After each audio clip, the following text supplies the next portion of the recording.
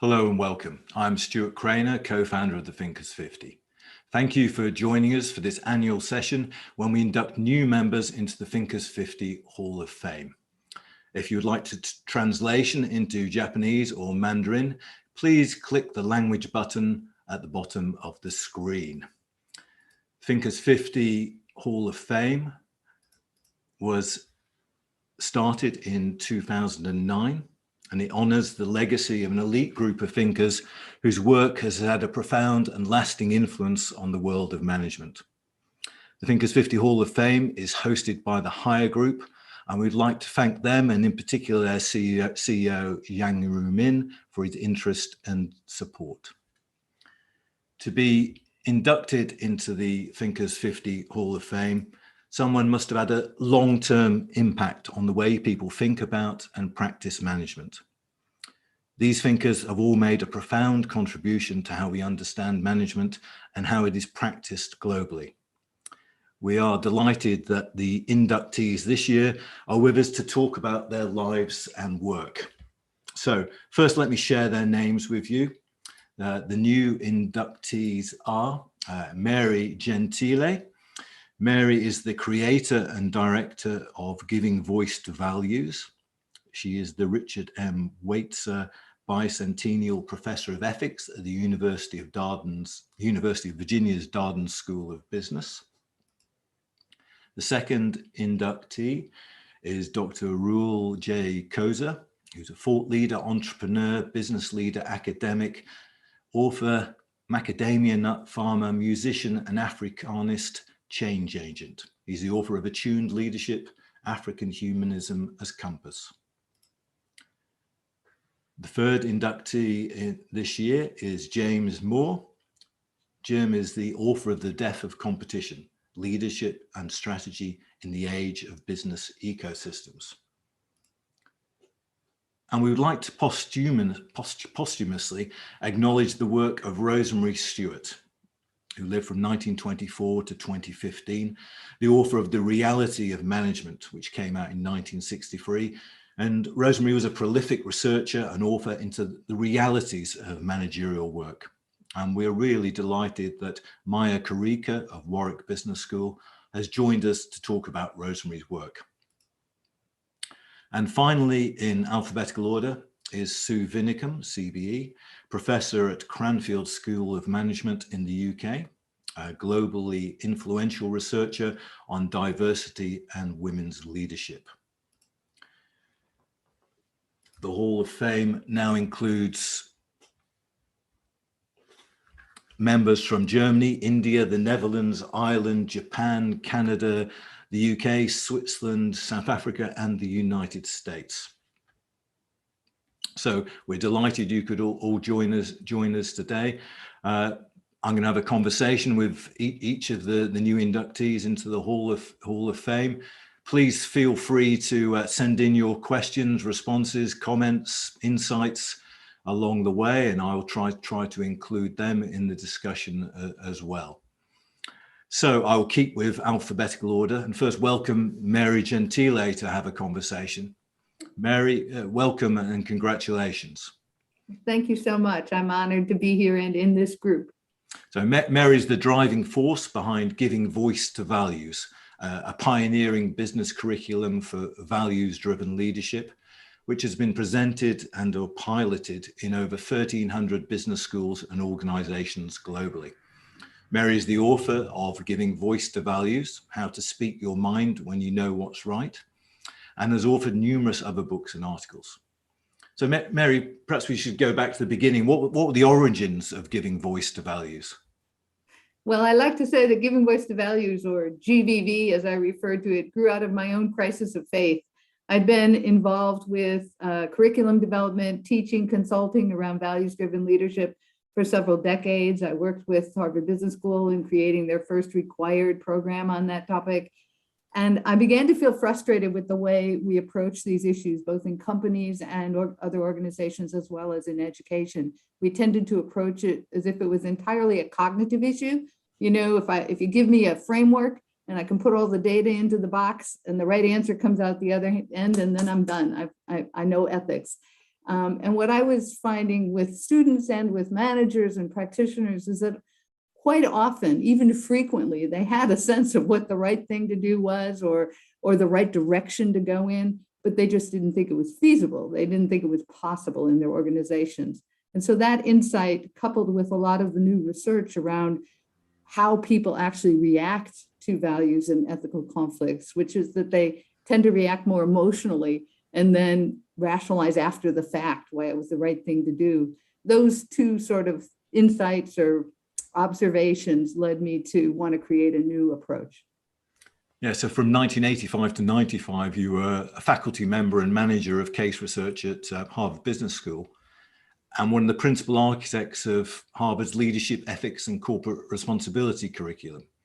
I mean, it strikes me now, looking back, how strange it is that these things weren't really part of the curriculum before then. Yeah, not in a formal way. Of course, there were individual faculty, many of whom I knew when I was there, who certainly were concerned about these issues. But in terms of the kind of research that was encouraged and rewarded, in terms of the kind of crowded curriculum that folks were trying to deliver, the idea of a really dedicated approach or attention to this topic was not so much included. That was also one of my motivations, because one of my roles was to try and encourage the non-ethics faculty to address these issues, not the unethical faculty, but the non-ethics faculty, folks who taught finance or marketing or operations. And I realized that they weren't going to teach philosophy. They really needed to be talking in terms of a vocabulary and a set of tools and practices that felt consistent with what they were already teaching. And the Giving Voice to Values approach is designed specifically to do that. And it's also one of the reasons why being at Darden has been such a congenial fit for me, because it is one of the business schools that for a long time has really explicitly tried to attend to ethics. And some of my colleagues there kind of look at GVV as ethics 2.0.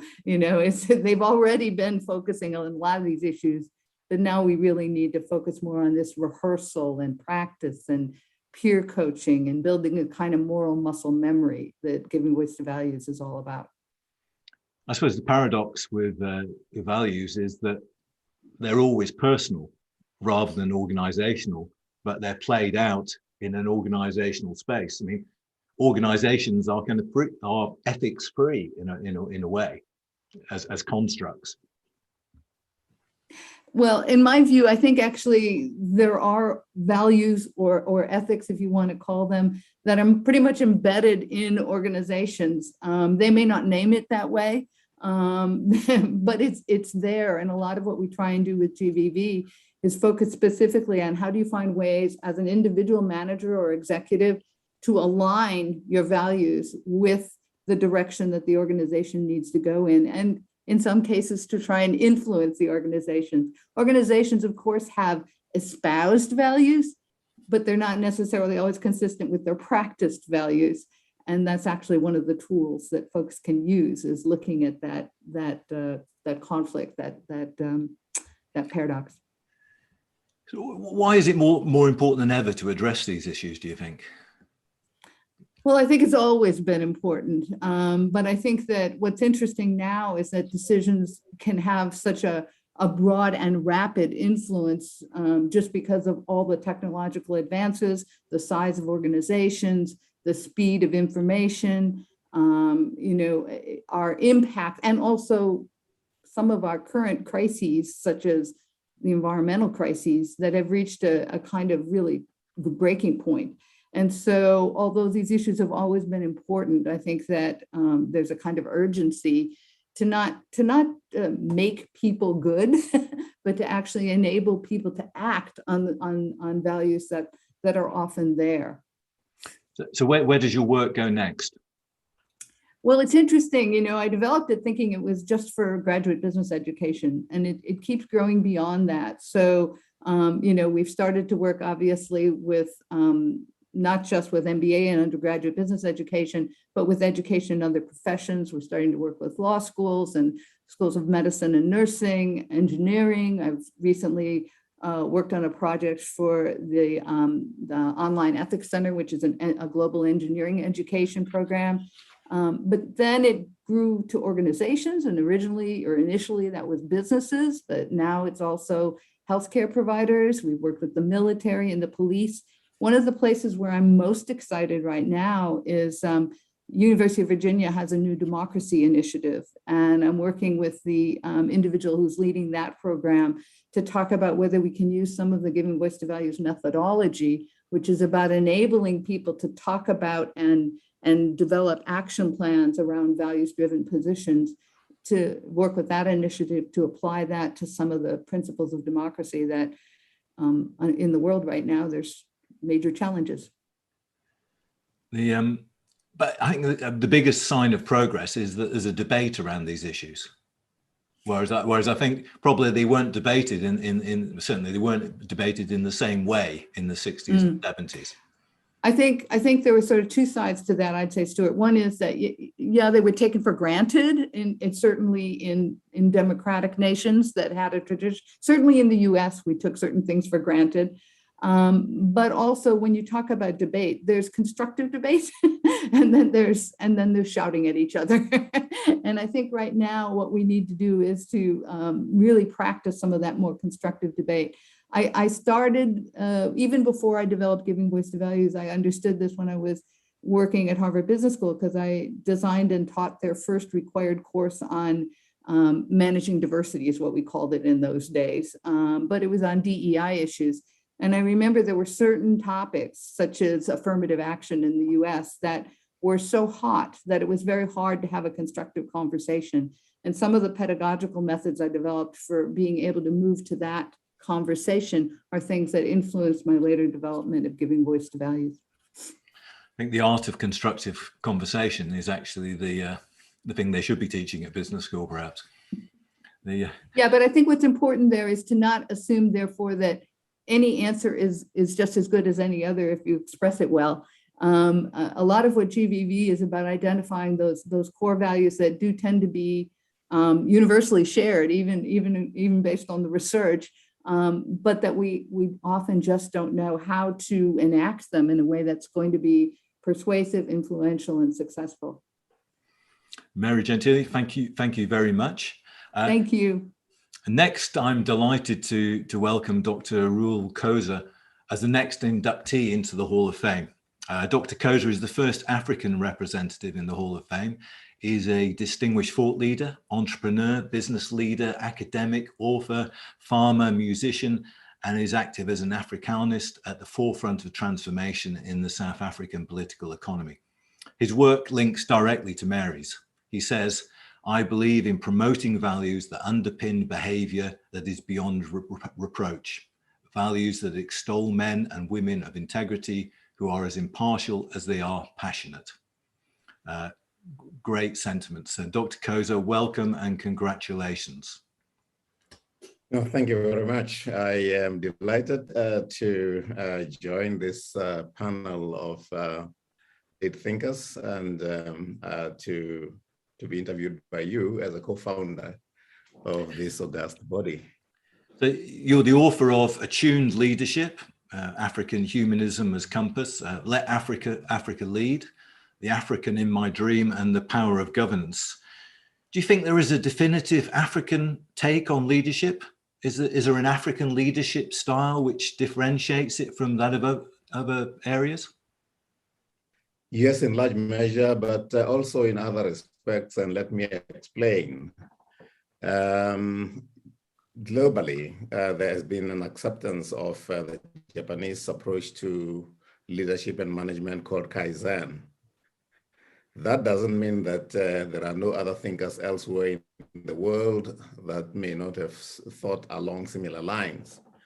Mine is basically based on a belief system generally referred to as African humanism.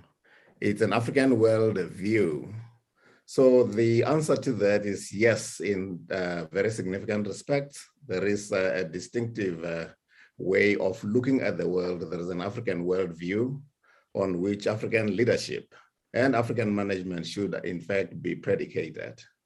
But one could argue that currently there's a more dominant worldview, namely the Western worldview, which I would argue should in fact be balanced off by an approach to the world that you could call Afro or Afrocentric. In other words, look at the world from an African vantage point. So in terms of cultural influence, yes, there are African influences that shape the world that we live in, which is which is almost counter to Cartesian thinking.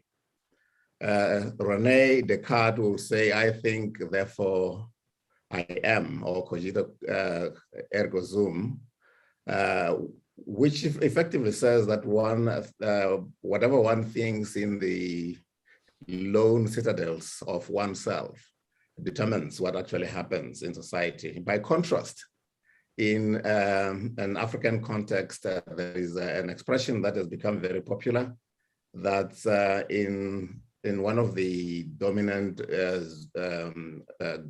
language groups, Nguni, is pronounced as Umuntu Ngumuntu Ngabantu, which effectively says, philosophically translated, I am because you are, and you are because I am. In other words, we are an interdependent superspecies. We don't exist in limbo. And with that kind of belief system, I think then you could actually say there is a worldview that actually predisposes us to look at the world in a given way.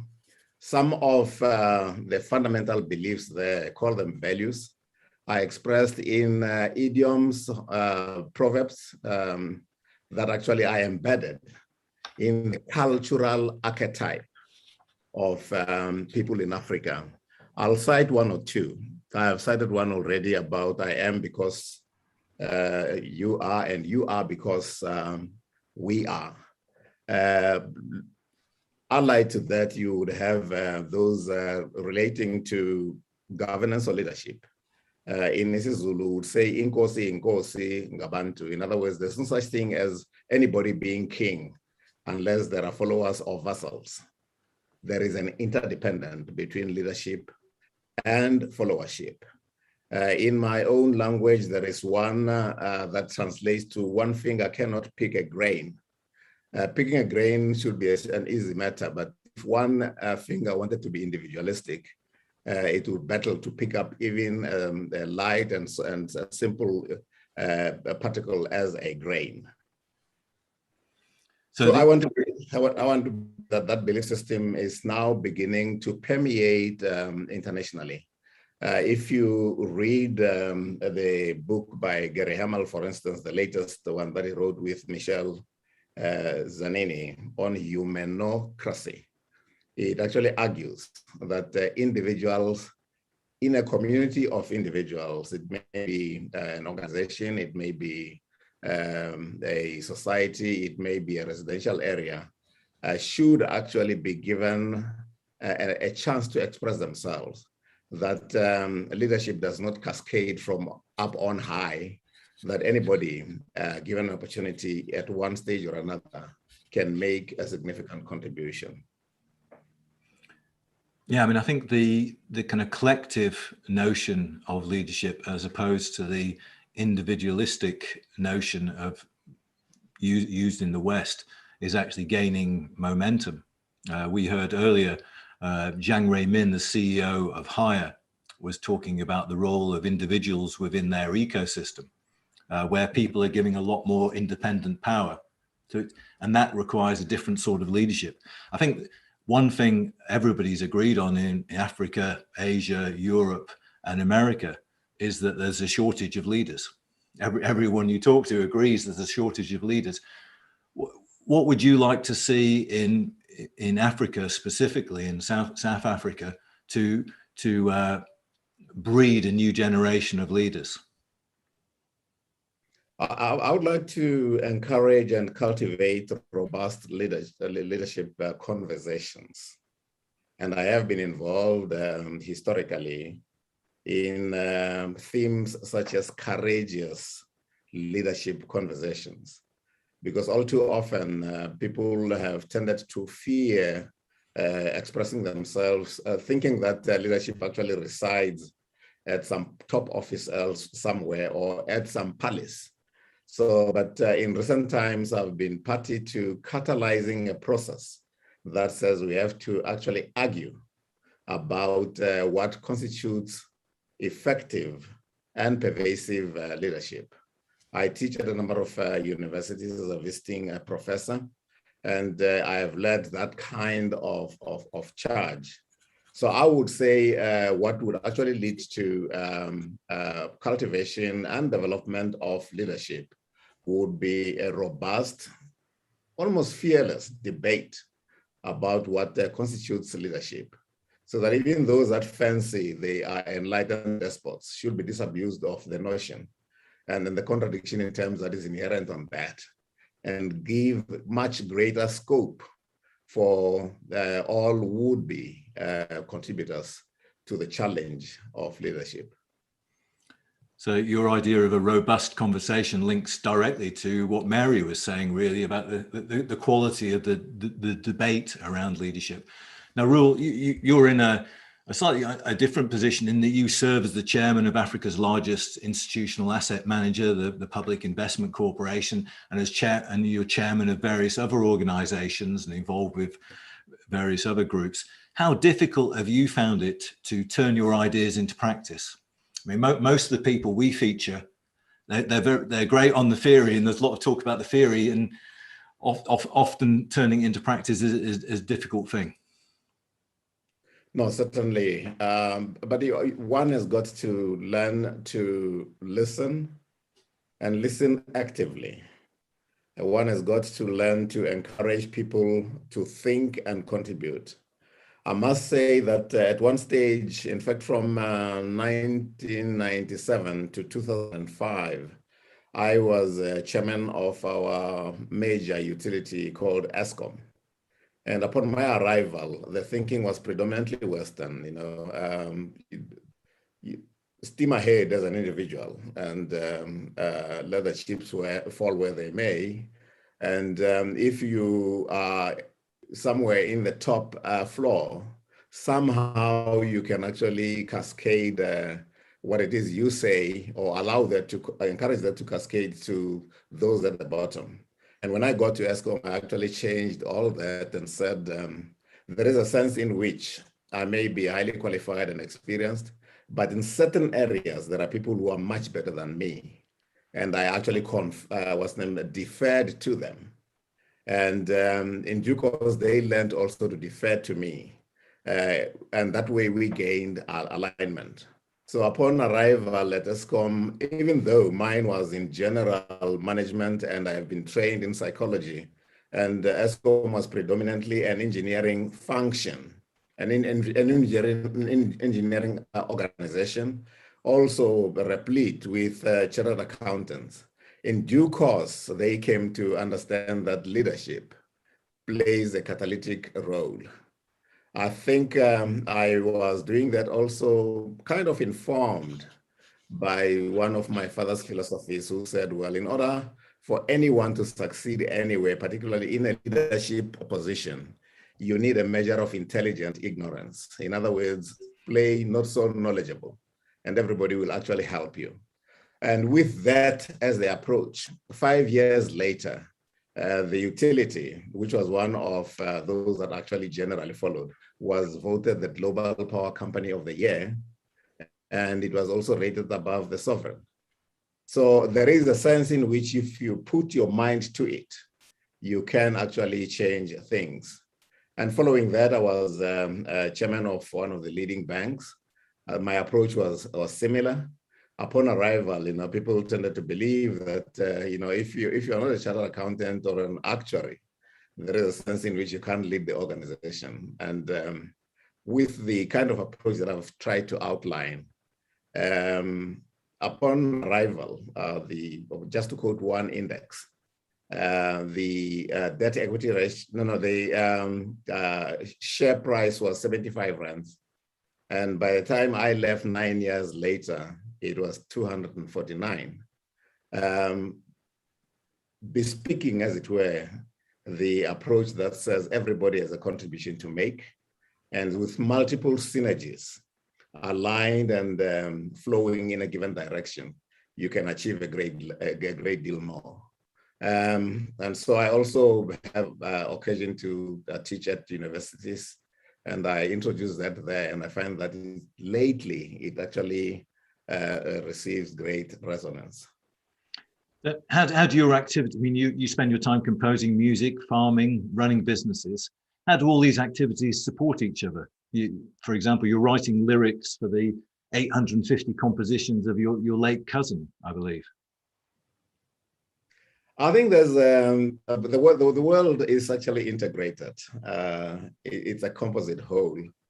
There are those amongst us who will express themselves like I'm trying to express myself now to you and to the panelists in a manner that is just the spoken language.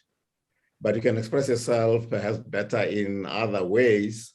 And I found that music actually conveys that, and conveys it very, very commendably. People listen to creativity, enjoy relating to somebody communicating themselves in very, very creative terms. So my genre of music is actually choral and classic. So even some of the belief systems are expressed in some of the lyrics. Perhaps I could just give you a very, very brief peep into some of the lyrics. There is one song titled Mentiro Ya Bula Bula, which in English is Deeds Speak. And the lyrics extend to say, deeds speak. They speak in a language that is understood by everybody. Be still and let the deeds themselves speak. So that communicates creatively. The music is very, very well written. But the actual composition of the music is by my cousin, and it was a sort of collaborative effort. And virtually all of the songs are pregnant with meaning. Creativity speaks. So Dr. Koza, thank you very much. And we should say, if you check out Dr. Koza's website, you can actually download the music from there as well as finding out about his many books and his other interests. So Dr. Koza, for the time being, thank you very much. The next much appreciated, Stuart, and thank you very much to the panelists and the people who have listened to our conversation out there. I'm much obliged. Thank you very much. The next inductee is James Moore. Welcome, Jim, and congratulations.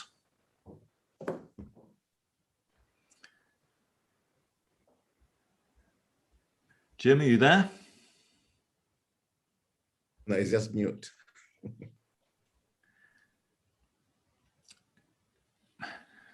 Okay, got it. Got it. Yeah. Okay. So Jim is the pioneering champion of business ecosystems. He developed the first comprehensive theory of business ecosystems and conducts scientific research, consults, teaches, and invests. And is a former senior fellow at Harvard University and a Berkman Fellow at the Berkman Klein Center for the Internet and Society. His Harvard Business Review article, Predators and Prey, A New Ecology of Competition, won the McKinsey Award for Best Article of the Year. And he is the author of The Death of Competition, Leadership and Strategy in the Age of Business Ecosystems. So Jim, welcome. Thank you. What first ignited your interest in ecosystems? How did you get there? Whoa.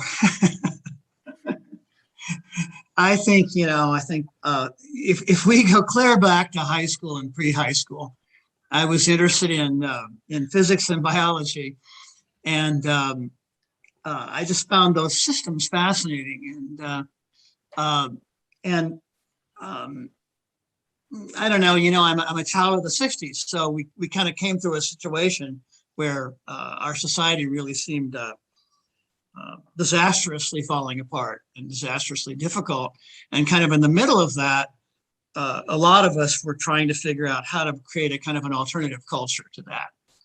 And so we read people like Buckminster Fuller, and we sort of drew from everywhere, Gregory Bateson, and the Whole Earth Catalog and Stuart Brand kind of gave us things we could latch onto and try to make a society out of. And in all of that, I began to try to understand systems thinking and try to see, I saw that as a way forward. I wasn't sure how to make that, I wasn't sure how to do that, right? I remember vividly thinking, reading, I think I was probably 19, I'm reading Bucky Fuller, and he says, the world needs more integrative generalists. It doesn't need more specialists.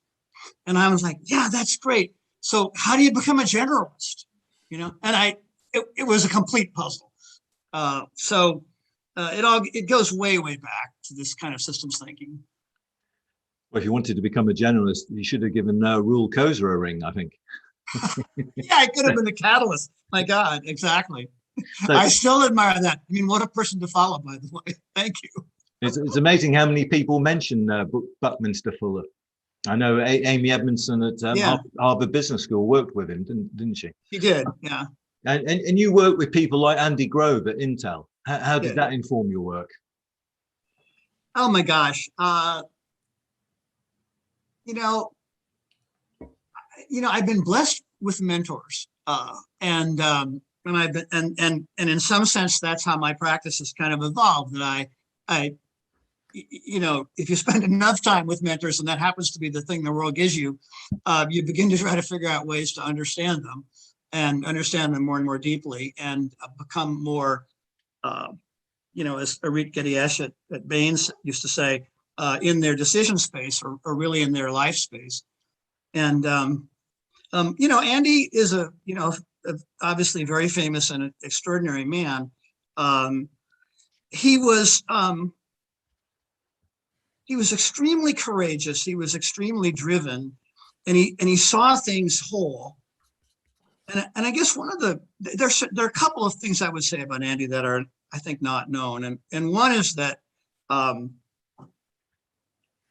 he used to do to kind of do his annual presentation, he did an annual strategy presentation called SLURP, which was Spring Long Range Planning something.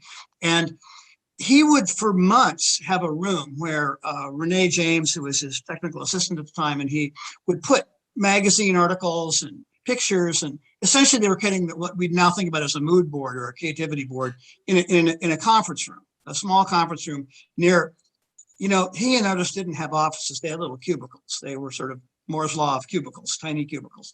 But he had this room, and they would go in there and try to kind of suss out, kind of what was happening in the zeitgeist, and then how could they find a way for Intel to work with its partners and grow into that. And so I think from Andy, I realized how I already knew technology people who were thinking in that way, but Andy was certainly the most aggressive and systematic, but also very, very kind of profoundly self-reflective, always trying to create a new worldview and share it. So I think that's what probably the most important thing I learned from Andy.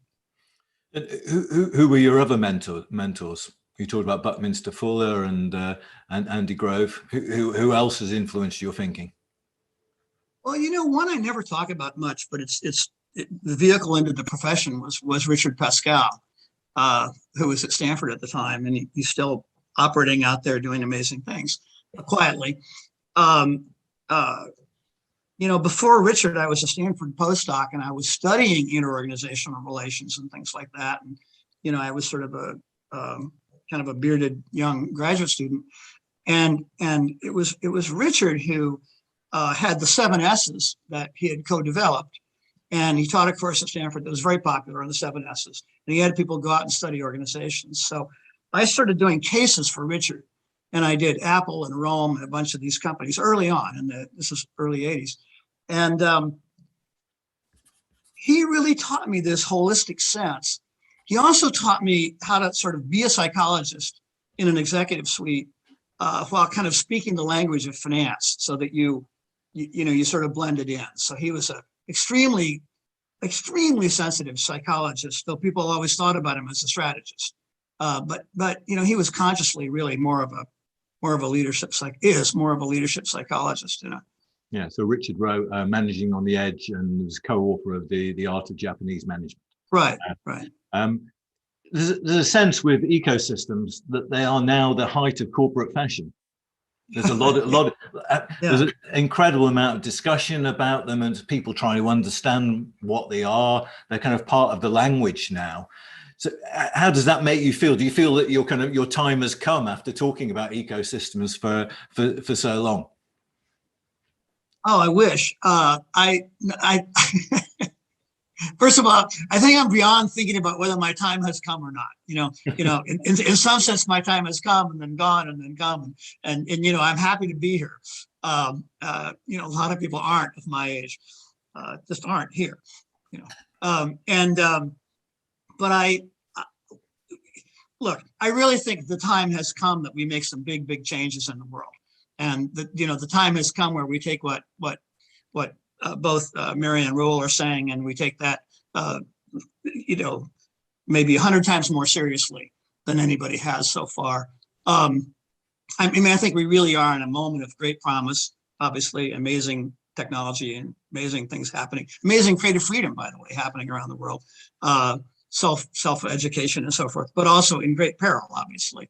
And so for the time I've got left, I think I want to, throw my shoulder against the wheel here and, try to make that happen. And I'm glad that people are thinking about ecosystems.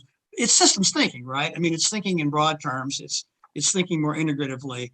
There are a lot of reasons why it's not just sort of the thought frame du jour. It is the thought frame that people have best figured out how to address all the stuff going on. And that's really how I came to it too.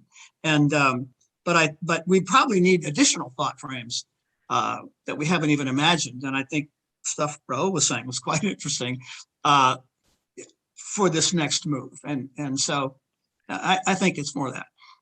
And your recent insights acknowledge a bit more than you did previously, the human side of ecosystems. Yeah. And that's a development in your work. Well,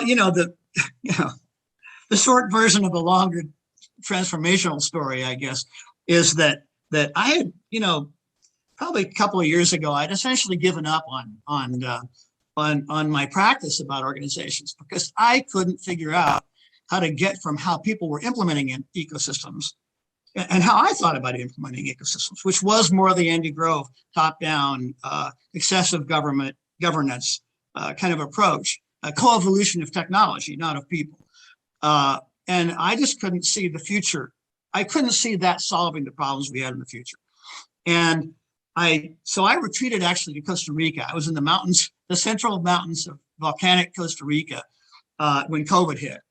And we ended up staying for a year and a half, very isolated, cows around us, very agricultural area.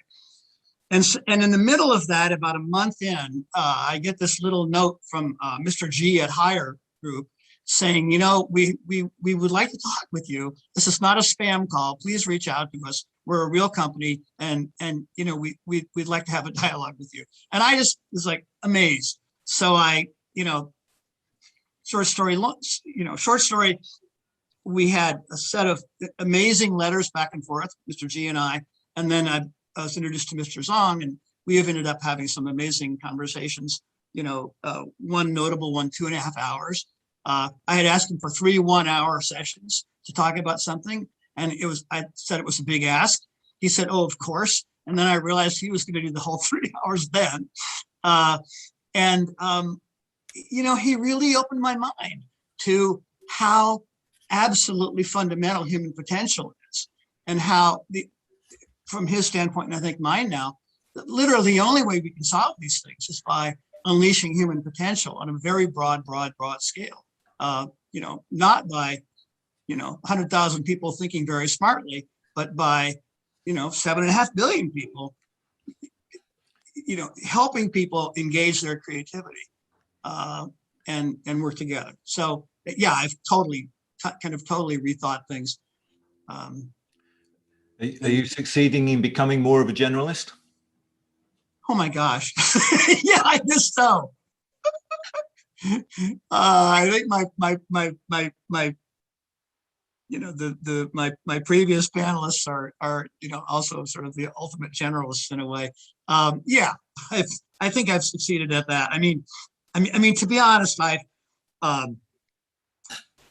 realized at some point that to be a generalist that's any good, you've got to go deep into several different, or at least from my standpoint, had to go deep into several things. So I've got a bunch of 10-year periods where, I was blessed with the health to learn some stuff that now is coming together. But yeah. Jim, thank you very much. A delight to talk to you as always. Thank you so much. Jim's book, The Death of Competition, is still very, very relevant for the times we're living in now. So I commend his work. Thank you very much, Jim. Thank you. Congratulations. Thank you. Next, we come to posthumous acknowledgement of Rosemary Stewart. Rosemary lived from 1924 to 2015. She was somebody whose work I'd come across, but know vanishingly little about. She was a British researcher and writer on business management and healthcare management. Born in London, educated in Canada, and then returned to the UK to become a fellow in organisational behaviour at Templeton College, Oxford, Dean of the Oxford Centre for Management Studies and Director of the Oxford Healthcare Management Institute. We're really lucky today that to give a sense of Rosemary Stewart's work, we have Maya Karika from Warwick Business School, who's an enthusiastic supporter of Rosemary's work. Maya, welcome. Thank you very much. It genuinely is a genuine pleasure to be here. And I should say, before I was at Warwick, I was at Templeton College. And indeed, I met Rosemary, and she was gracious and kind, and was an excellent, wonderful, warm human being, alongside being a wonderful scholar. So it's a double pleasure to be here and talk about her. I mean, a lot of her work, such as evidence-based management, sounds very contemporary. It's incredibly contemporary. And I think what she was trying to do, and she started very, very early. Her first work was after she finished in fact, she published a book before she finished her PhD at LSE, which I think is very telling. But she was really fascinated by, and it's interesting the connection to Dr. Moore's point, but she was actually fascinated not by what makes us generalists as managers, but actually what makes us continually different. And she makes this point, which I think is a very apt one, that actually it's the various paths to success are evidence to the fact that there isn't just one way to manage, and there isn't just one way to organize your time. So, and hierarchy doesn't in and of itself explain to us why people do things differently and why managers make the choices that they make, or indeed why they sometimes just surge and are driven by momentum, and they don't reflect on what it is that they're doing and why they're doing it. And I think in that way, the entire opus of her work, which was really just about understanding managers very carefully, giving them a lot of attention, trying to understand why is it that they're doing what they're doing and how might they be doing it better simply through a more heightened awareness. She talks about being analytically proactive. And I think in and of itself, could there be anything more timely than that as a general kind of prescription, given that most of executives I certainly know and have observed rush to have 5 minutes free time to have a tea or a lunch, much less to think about the choices that they're making in a more comprehensive way. So yes, absolutely timely in my view. I mean, among other things, her research involved a detailed examination of how managers actually spent their time. Like one project involved 160 senior managers in a variety of organizations keeping detailed accounts of their work over 4 weeks. And it's amazing how little management research actually does things like that. You think Henry Mintzberg's work on the nature of managerial work, there's not many others have actually done that. Yeah, I mean, we attempted something similar, though our kind of version of in-depth was actually politely harassing, I shouldn't say this, shadowing executives for a long time. And so we did it with a smaller number of people, but with much longer durations rather than diaries. But I think, yeah, absolutely. She was of her time, I think, and I think your mention of the Oxford Centre for Management Studies is apt as well, as one of the first kind of centres that took management management studies seriously, and her lifelong commitment, and I think this is partly why she's not as well known as Henry Mintzberg, was to the science. It was to trying to understand in rich depth what accounted for people's jobs, what accounted for differences between people's jobs, and how can that help people make sense of what it is that they do. So for instance, how might it help people make better choices about the jobs that they're moving into, for instance, rather than just presuming that somehow the job description would tell you everything. To what extent can you make reasonable choices? What are your demands that you absolutely have to meet versus the constraints that are going to tie you in some way? And what is the domain that you're going to kind of take yourself as responsible for? And I think my personal view is, I think there's a double-edged sword when it comes to her work, in the sense that she was extremely rigorous, and her books, if you read them today, are, even for a scholar like me, they are extremely scholarly. And unlike Henry Mintzberg, for instance, she didn't necessarily make very many attempts to make them snazzy. And I think that perhaps is some of the reasons why comparatively they don't get as much attention. And I think secondly, and we should acknowledge this as well, there's a wonderful quote just before she died in the early 2010s.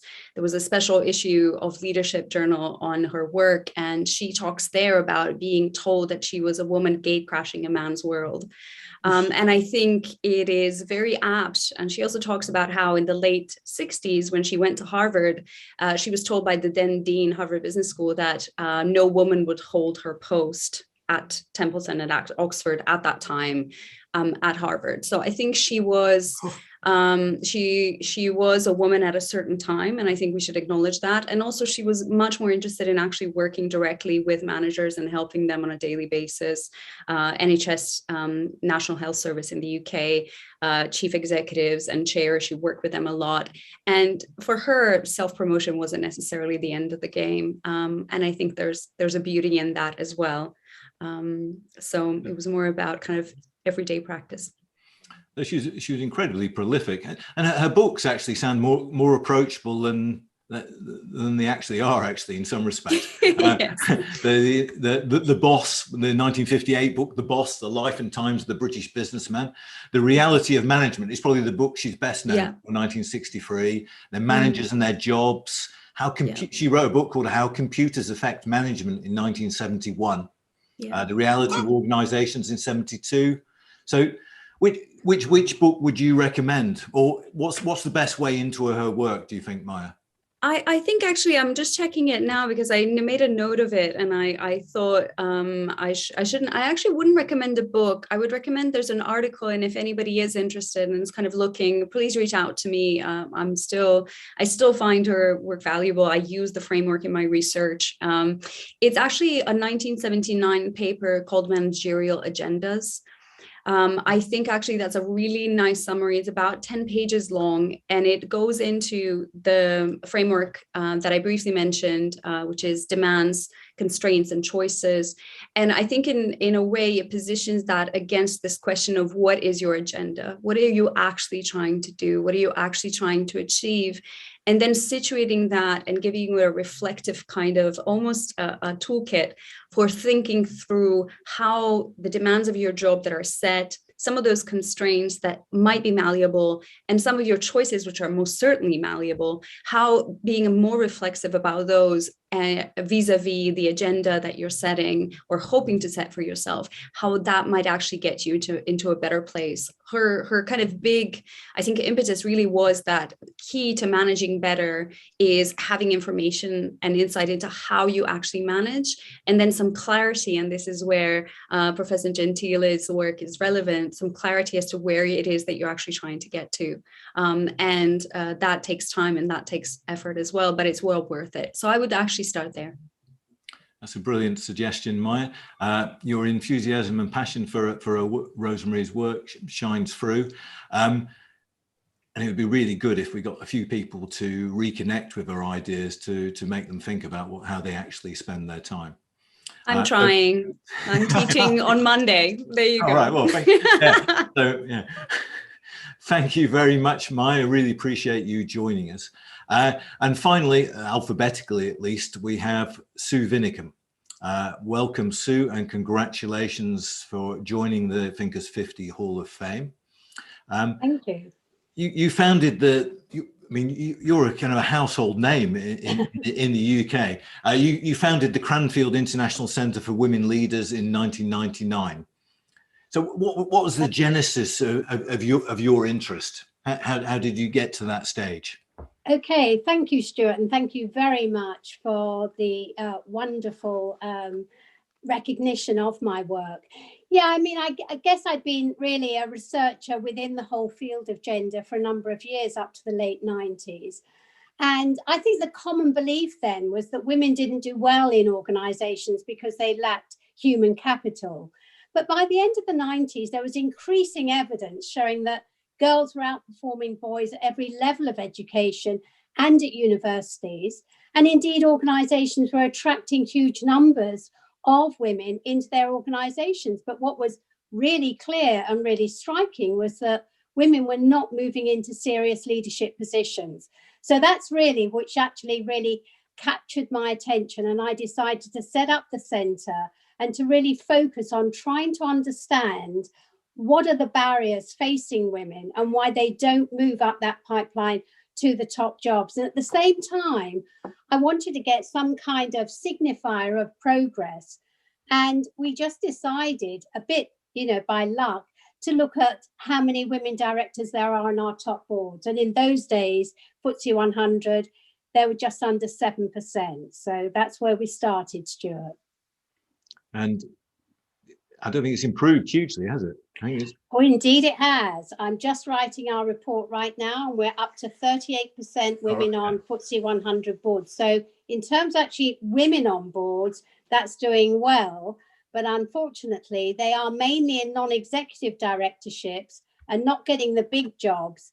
And I think one of the big issues that we're now looking at is, I think, the assumption underpinning the Lord Davis Review and the Hampton-Alexander Review was that actually getting a critical mass or meeting this target ultimately of 33% women on the top boards would not only impact the boards per se and how the boards worked, but also gender diversity and diversity underneath the board.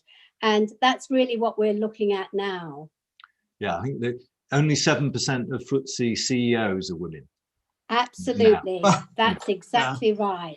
Yeah. No traction at all. And have the barriers changed in the time you've been researching and monitoring this?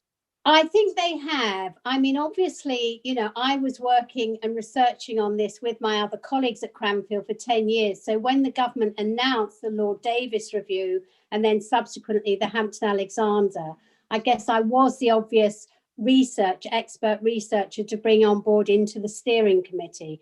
That really did ratchet up completely, because back in 2010, we were only at 12.5%. So as you can see, we've made a big jump. And that was really, I think, driven by these targets of originally 25% and then 33%. I mean, originally the search consultants, the recruitment consultants were, I would say, quite hostile to actually being seen as actually key players here. But that's completely turned around in the last 10 years. And I think we have some fantastic commitment from that community, which is really key to the progress we've made. And what needs to happen now, do you think, in the UK and further afield?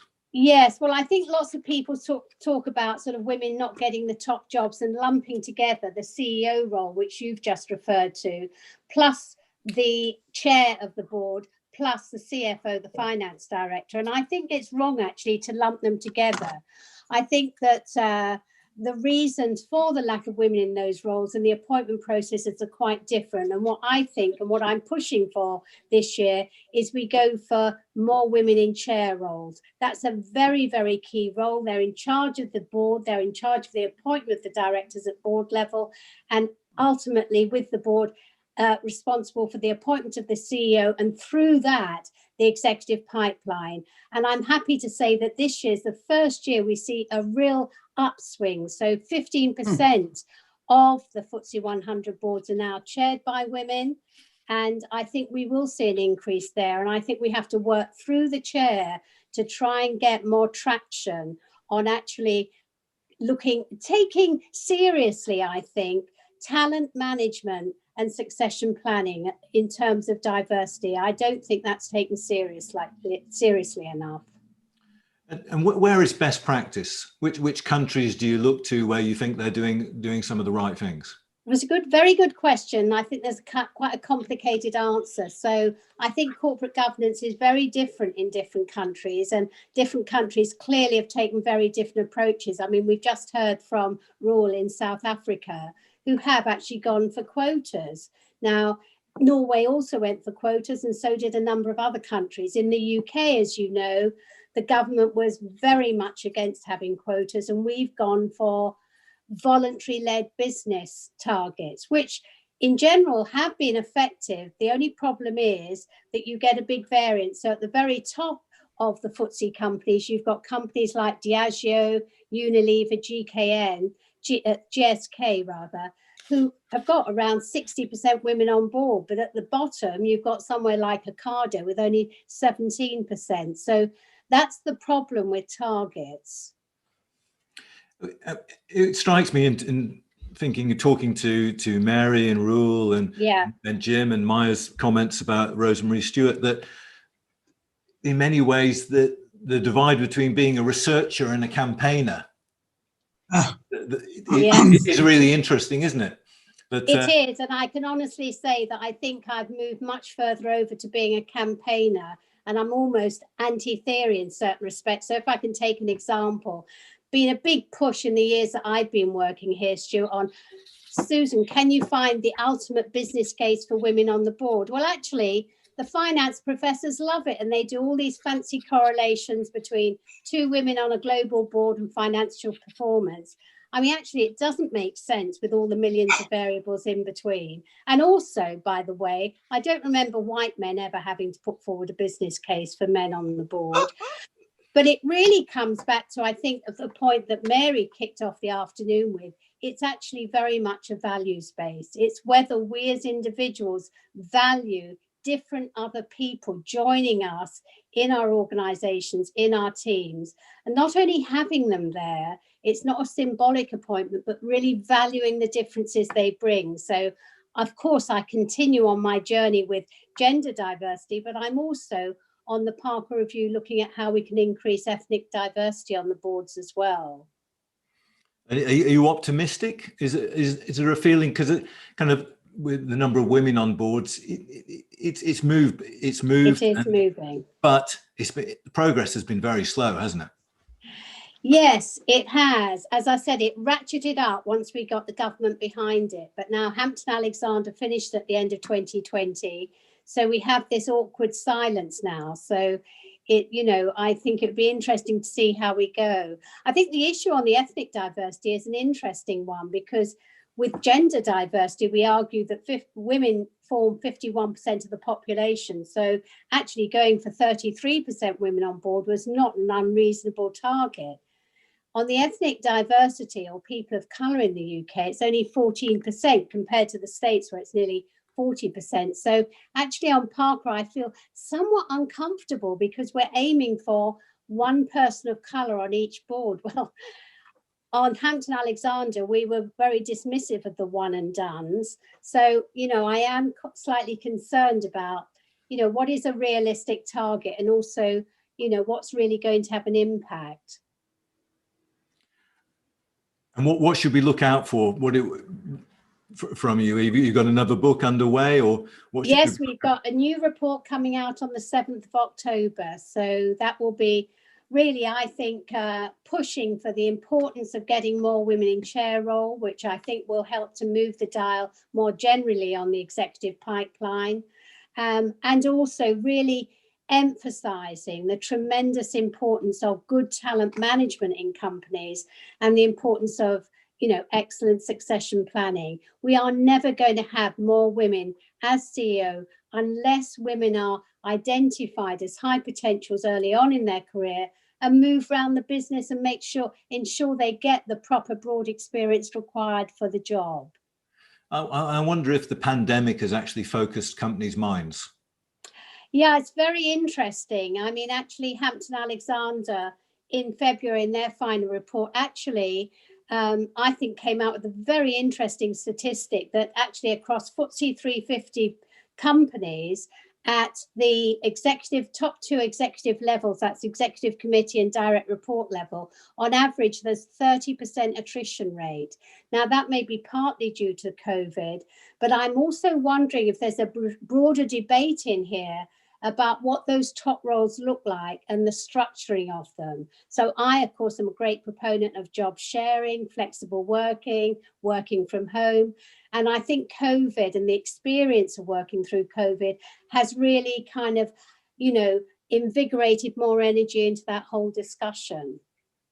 But I think it goes back to what Mary and Rule were saying about having an intelligent conversation about all of these Absolutely. things, an informed conversation, which is always progress in all of these fields, I think. Yes, that's exactly right.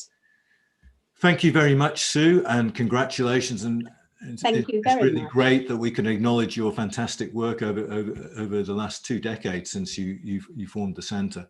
Thank you everyone for joining us today. These are 5 incredibly notable inductees into the Thinkers50 Hall of Fame. We salute their achievements and look forward to learning more from them in the years to come.